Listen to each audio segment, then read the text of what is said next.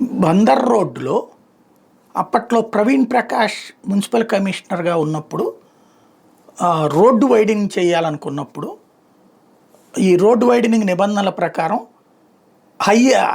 Highest registration value ఇవ్వాలి. ఇవాళైతే 3 times ఇవ్వాలి. ఆ రోజుల లెక్క హైయెస్ట్ రిజిస్ట్రేషన్ వాల్యూ ఇవ్వాల్సి ఉంటుంది. అప్పుడు హైయెస్ట్ రిజిస్ట్రేషన్ వాల్యూ 1,20,000 రూపాయలు. ఇది ఎప్పుడు దాదాపు 20 ఏళ్ల క్రితం.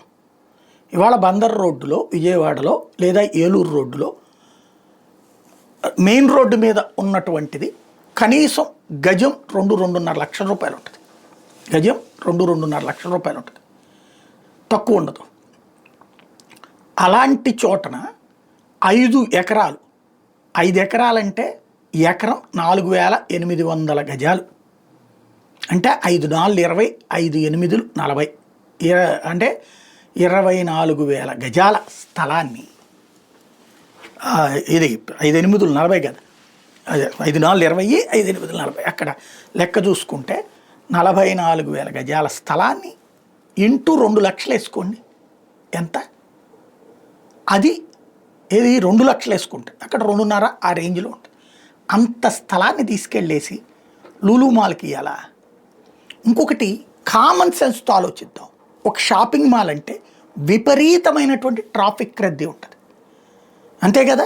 వచ్చిన వాళ్ళందరూ లోపలికి వెళ్ళాలా, బయటికి రావాలా, అంత విపరీతమైన రద్దీ ఉంటుంది.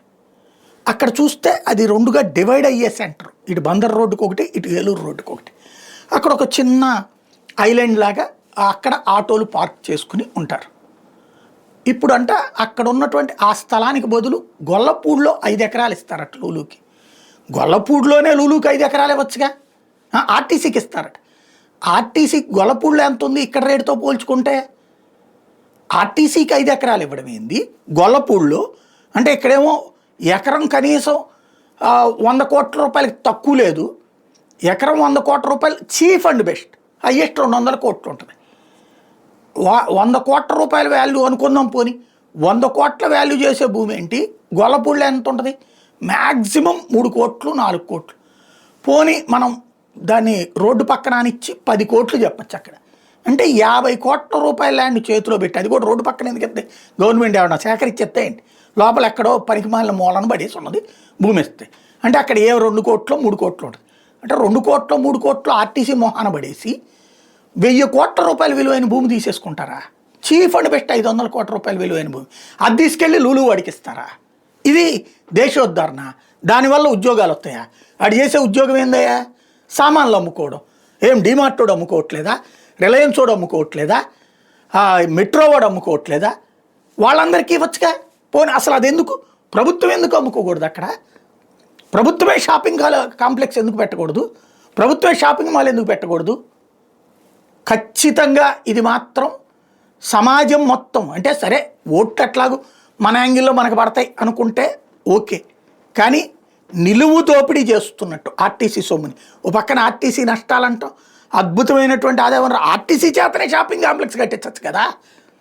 ఆర్టీసీ షాపింగ్ కాంప్లెక్స్ కడితే అక్కడ ఒక 100 షాపులు పెడితే ఒక్కో షాపుకి 25,000 చీఫ్గా అద్దె చూసిన ఆర్టీసీకి ఎంత ఆదాయం?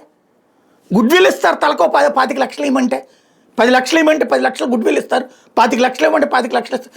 లేదా షాపింగ్ కాంప్లెక్స్ కట్టి మీరే అమ్ముకోండి, ఒకటి 50 లక్షలు, 1 కోటి రూపాయలు. ఏ రేంజ్లో వస్తుంది? ఏంటిది? ఒక్కసారి ఆలోచించుకోవాలా.